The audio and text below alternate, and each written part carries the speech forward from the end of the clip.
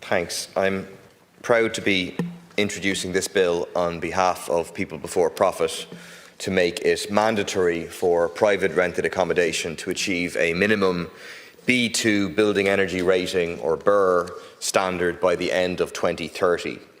A phase-in period is allowed in the legislation so that landlords can incrementally upgrade their properties if they wish to a minimum D2 BER by the end of 2026 and a minimum C1 BER by the end of 2028. Limited exceptions are provided for BER exempt properties. The bill includes important provisions that prohibit retrofitting from being used as a grounds to terminate a tenancy or to increase rents. These are both banned under the bill to ensure that no tenant will be evicted or have their rent increased as a result of retrofitting. It is crucial to draw a line in the sand on this now to prevent rent evictions being used by landlords to drive up rents, as has been used in other countries. I want to thank the Irish Green Building Council for initially suggesting this idea, and also Friends of the Earth, who have been very supportive, very active on this issue, organised an eye-catching event in support of the bill outside the Dáil earlier on today on a very appropriately cold day, showing what the reality is for many renters in our country.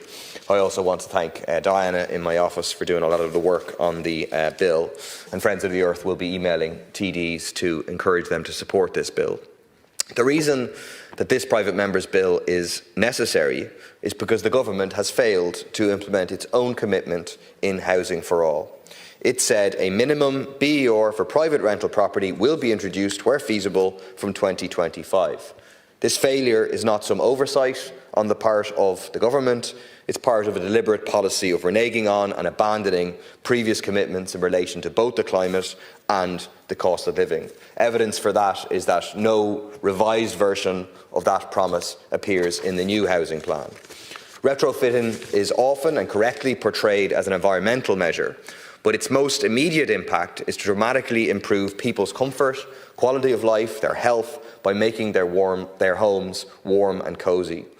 We're now into the first real cold snap of the winter. Hundreds of thousands of families across the country who are renting from private landlords are facing a bitter choice between paying a fortune to heat poorly insulated homes or cutting back on other essentials like food, or suffering in the cold for months, wearing coats, hats, gloves, indoors, going to bed early so that they can get in under the covers.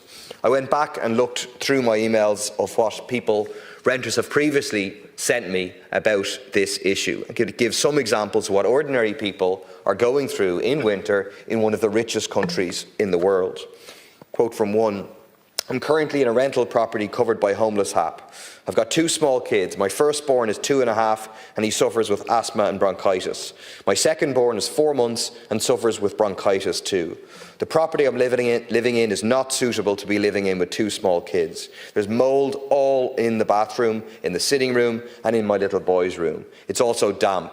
I've done everything you can to think of to get rid of it, and it keeps coming back. There's very poor ventilation and the house is so cold, even if I have my heating on, my gas bill is costing me a fortune. I'm constantly back and forth in the doctors, spending a fortune on antibiotics for myself and my 2 boys. I've been in contact with the landlord, I've tried everything, but no one seems to be listening and wanting to help. I'm at a loss at this point. Being in this property and seeing my boys so sick is really putting a strain on my mental health, and knowing nothing is being done is really exhausting. Another tenant writes, I moved in 2 years ago and the letting agent / landlord have been ignoring all the issues since then. I've had a revolving door of contractors through, probably at least once a month, sometimes 4 or 5, but nothing ever actually gets done. I've paid for my own report to be done and there's 33% moisture in the walls.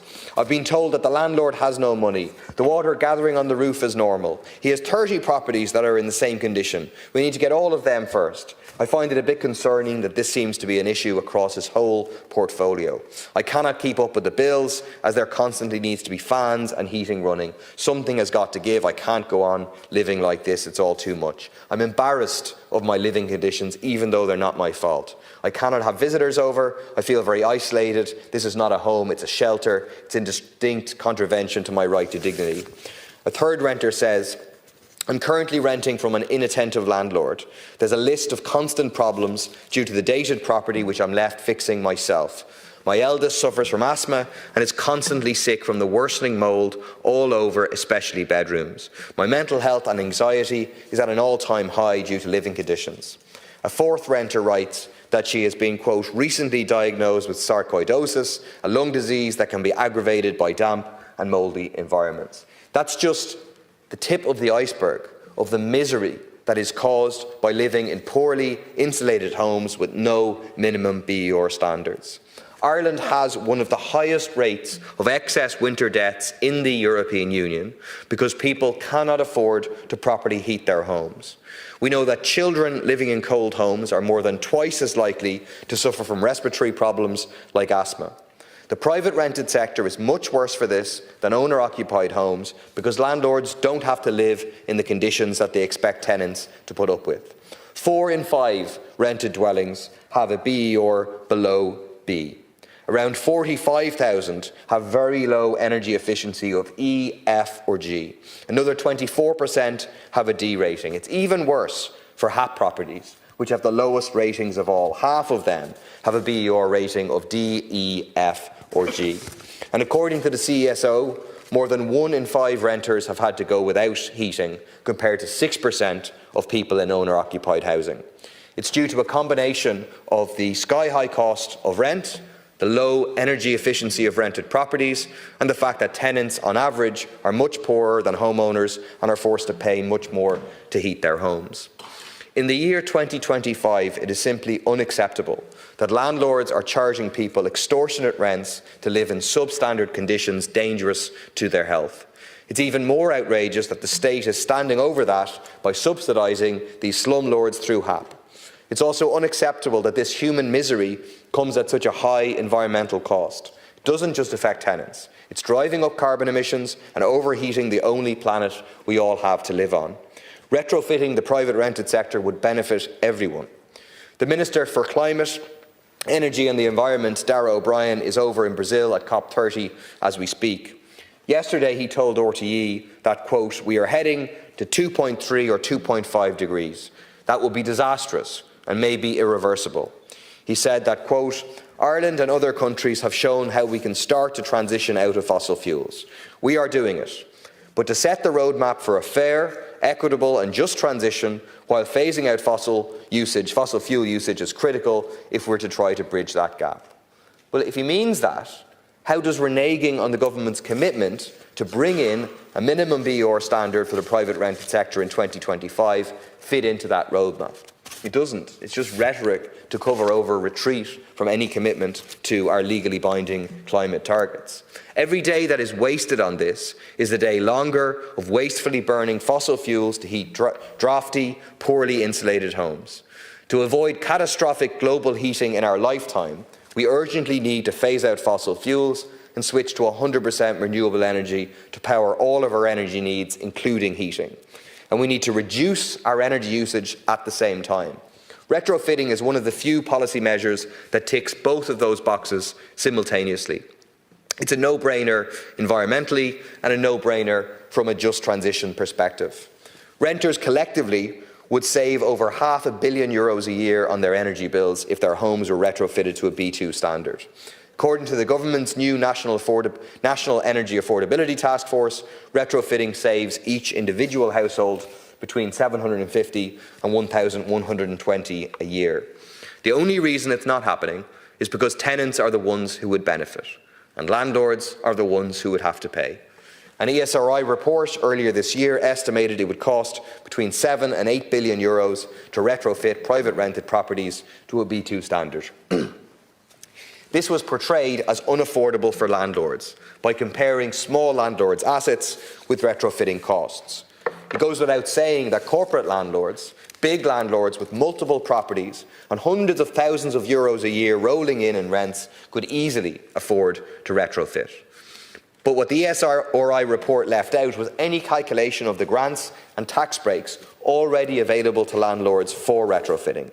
It was an incredible exercise in propaganda seized upon by the landlord lobby groups to say they could never afford to retrofit. But if we look at the grants and the tax breaks available, we find that the finance gap for landlords is far smaller than the headline figures. Landlords are entitled to the same retrofitting grants as owner-occupiers, so they can get half the cost of a deep retrofit paid for by the state and 80% of the cost of an attic and cavity wall insulation. On top of that, retrofitting expenses are tax deductible for landlords at the higher rate of tax, up to a maximum of €10,000 for two properties. According to the ESRI, the typical financing gap for small landlords of a €25,000 retrofit, their savings less the cost, excluding all the grants and tax breaks that they're entitled to, is €14,000. Once you include all the grants and the tax breaks, that gap is gone. If landlords don't want to use their savings to pay for retrofitting, low-cost loans are available, and the interest on that is tax deductible too. Landlords also benefit financially from retrofitting because it does permanently increase the value of their property. Yet despite all of that, too many landlords just can't be bothered to retrofit, even though they have the resources to do it and even though it's in their long-term financial interest.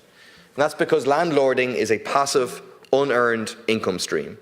Landlords own an asset and count the cash that rolls in from it. They're not used to having to do anything to actually earn that income. So organising a retrofit seems onerous to many of them, even if it means that their tenants will have warm homes, even if it means that their tenants will save a whole bunch of money, even if it's the right thing to do from the point of view of our climate.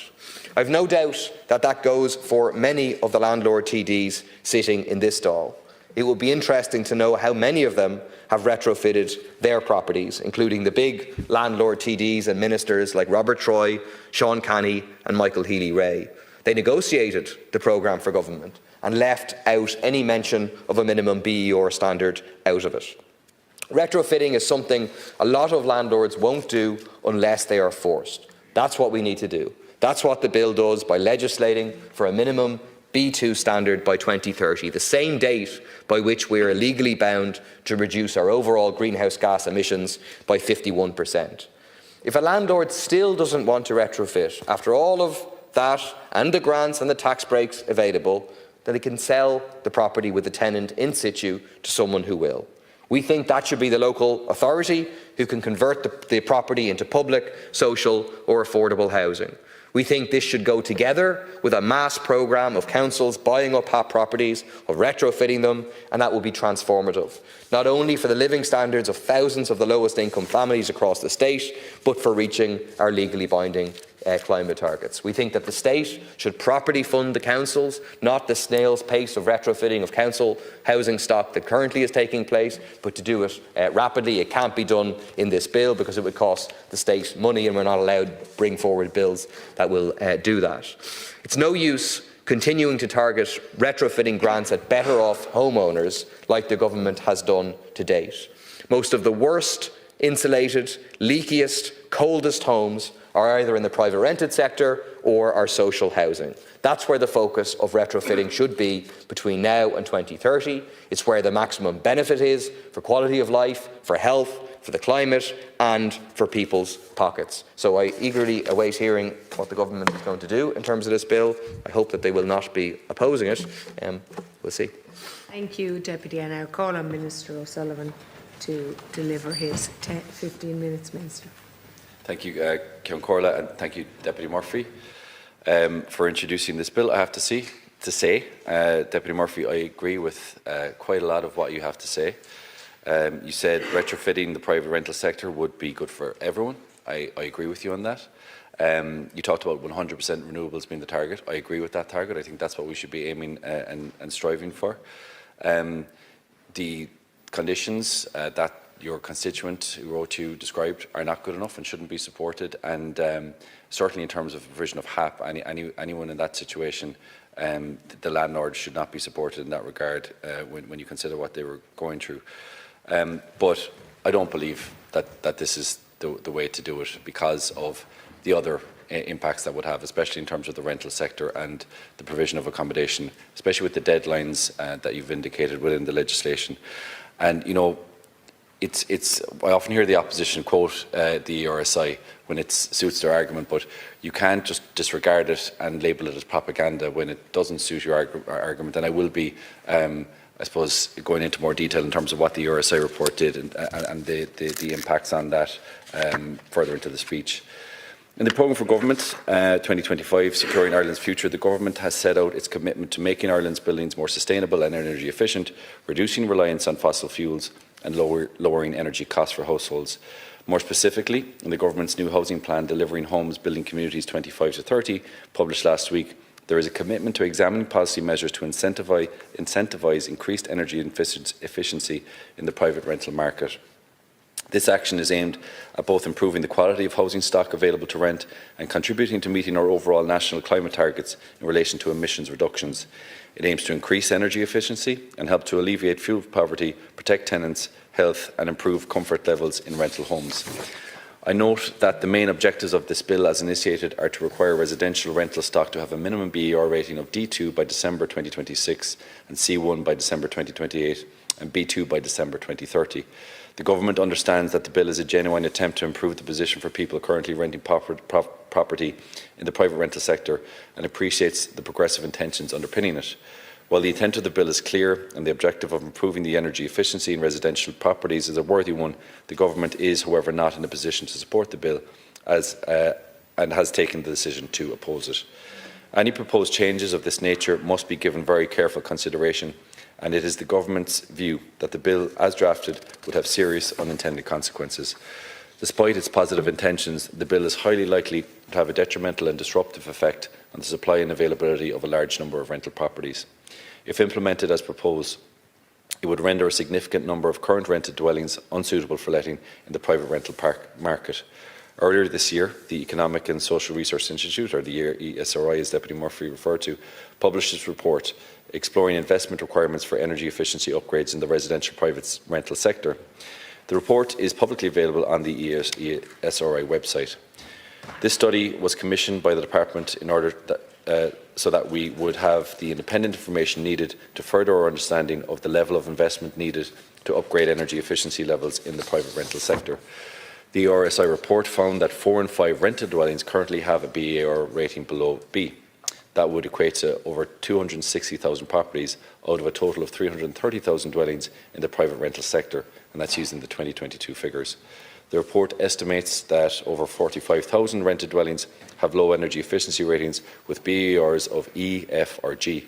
Under this bill, they would all be unsuitable for renting from the 31st of December 2026, with the introduction of the minimum D2 requirement, unless appropriate retrofit works were undertaken by landlords. A further 155,000 rental units would be unsuitable for renting, with the introduction of a minimum C1 requirement by December 2028. An additional 66,000 units would be impacted by a minimum B2 rating by December 2030.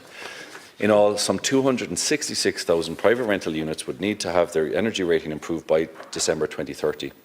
The report estimates that the aggregate cost of upgrading the housing stock of residential rental properties to a B1 or B2 will be in the region of 7 to 8 billion in 2023 prices. It found that the average cost of retrofitting would be €30,200 based on 2023 prices.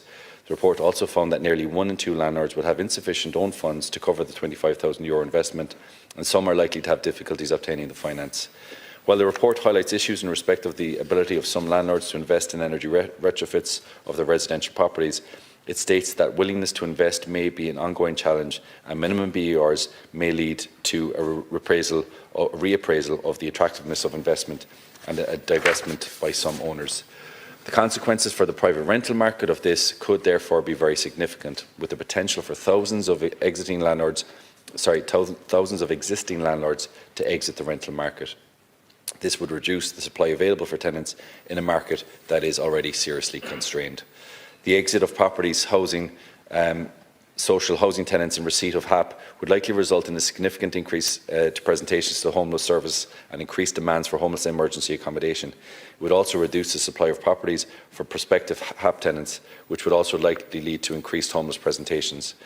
I think it's important to point out here that there are a range of government supports in place to improve energy efficiency of accommodation in the private rental sector. In Budget 2026, we announced a record funding of €558 million for Sustainable Energy Authority of Ireland residential and community energy upgrade schemes. This is an increase of €89 million on 2025's budget allocation to support the delivery of the Natural Retrofit Plan. As part of Ireland's National Retrofit Plan, the Government launched a new package of supports targeting homes that were built and occupied pre-2011. These supports, which have been made available to non-corporate landlords and approved housing bodies to improve the efficiency of their rental properties, include the National Home Energy Upgrade Scheme, which provides generous grant support for private landlords with higher supports available for AHBs. The Better Energy Home Scheme, which provides support to landlords for step-by-step retrofits.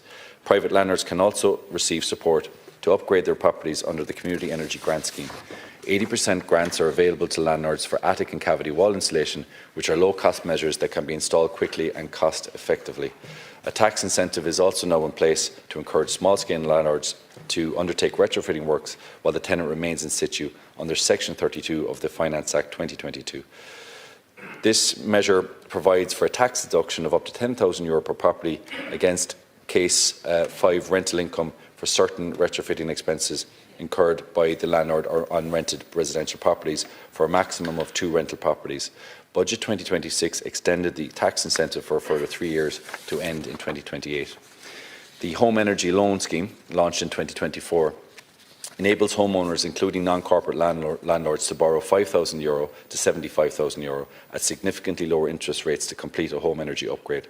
The Department of Climate, Energy and Environment, together with the Sustainable Energy Authority of Ireland, continually keep grant schemes under review, including terms and conditions, eligibility criteria and rates, and take account of the relevant factors such as demand, research, innovation and evolving technology. Kilcormac, I'd also like to take the opportunity to assure the House that the Government is committed to ensuring that a stock of high-quality accommodation is available for those who live in the private rented sector. The standards for rental accommodation are prescribed in the Housing Standards and Rented Houses Regulations 2019. They specify requirements in relation to a range of matters such as structural repair, sanitary facilities, heating, ventilation, natural light, fire safety, and the safety of gas, oil and electrical supplies. Responsibility for the enforcement of the regulations in the private rental sector rests with the local authorities. My department's policy of setting private rental inspections targets for each local authority and providing ring-fence exchequer funding to help them reach those targets is working and has resulted in significant increases in inspection and compliance levels across the private rental sector. This reflects a concerted and focused effort by my department, working in close partnership with local government. Inspections have increased from an average of 20,000 a year in the period of 2005 to 2017 to over 49,000 a year in 2022 and 63,500 inspections in 2023, and all-time high of over 80,000 inspections last year. Preliminary data for the first 6 months of 2025 shows an increase of over 5% on the same period last year. There has also been an increase in exchequer funding being made available to support this work. My department will provide €10.5 million to local authorities this year to help them meet their private rental inspection targets. Kilcormac, let me conclude by once again thanking Deputies Coppinger and Murphy for initiating this bill and to you for facilitating this discussion. Given the potential unintended consequences of this bill and its potential serious impact on the private rental sector, the Government has taken the decision that it cannot support the bill at this time. And just to expand a bit further, I suppose what the figures also highlight is there are too many properties in the private rental sector that are at too low a BER rating. I guess the reason the Government is opposing the bill on this occasion is the timelines being outlined in terms of achieving those higher BER ratings. We feel, and the ESRI report backs that it would result in the loss of a significant amount of private rental accommodation from the market in a time when so much time is dedicated in this House to debating the lack of housing provision, the lack of accommodation provision right throughout Ireland, leading to some of the figures that we talked about a while ago. So for that reason, we are opposing the bill. Thanks to the Deputies O'Brien, Hearn and O'Gorman for their support and speeches. I'm obviously very disappointed, not shocked, given I've seen the oral responses we've had over the last couple of weeks by the Government's response.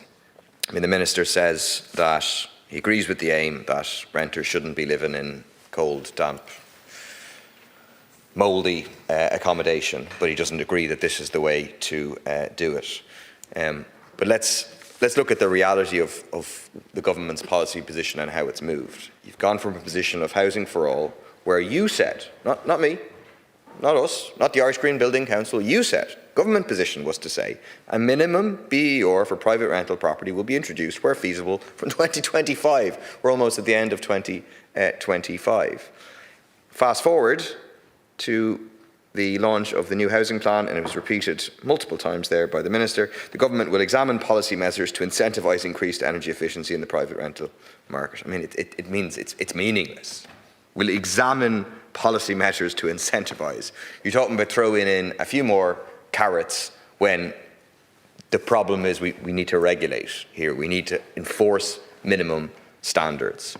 And so, in whatever about you personally, presumably you personally don't like the fact that 1 in 3 people living in rented accommodation are in forced deprivation. Presumably you personally don't like the fact that hundreds of thousands of people are going to bed cold tonight in poor standards of accommodation in rented sector, both actually the state's rented sector and the private rented sector. Presumably you personally don't like any of that. But I say, as a government, I don't think you care. It's a landlord's government. This is a landlord's government. You read the housing plan, you see the agenda that has been pushed over the past year in terms of accelerating the increases in rents, making rents go higher, go faster. You see all the talk of the closing the viability gap, and already they're making profits of €50,000 a year for every property that is developed. You look at the VAT cuts, handing over €300 million to, in this case, developers. This is a government that represents those who profit from the housing crisis, not those who suffer from it. The big developers and the big landlords. And in this case, what is being sacrificed is renters, disproportionately poorer and lower incomes than people who own their own homes, disproportionately colder, disproportionately having health issues. They're being sacrificed. And the climate's being sacrificed. And I know that you personally do care about the climate, but you go back and you look at what Darragh O'Brien said, and it's just clear the government has abandoned any real commitment. I've had 2 engagements in the last couple of weeks with Micheál Martin post his speech in COP saying, which is, it's a great idea. You might consider doing some of this telling the truth stuff and following the science and leading and all of that. But they're not interested in it at all. It's one thing to say in Brazil, and then you come home here and just no brain ideas, like ideas that are so simple, ideas that improve people's lives, don't make people's lives harder, improves people's lives radically, and reduce our emissions are now off the table. Why? Because it will involve some costs for landlords. Again, I think the Minister and the SRI are overstating the costs because of the grants and so on that are available. But the impact in terms of the environment is very serious here. Buildings are directly responsible for 40% of energy usage. Operational emissions from the residential sector account for 10% of annual greenhouse gas emissions. We don't have, you refuse to do anything in terms of agriculture. You refuse to do anything in terms of big tech and data centres. You're doing very little in terms of public transport.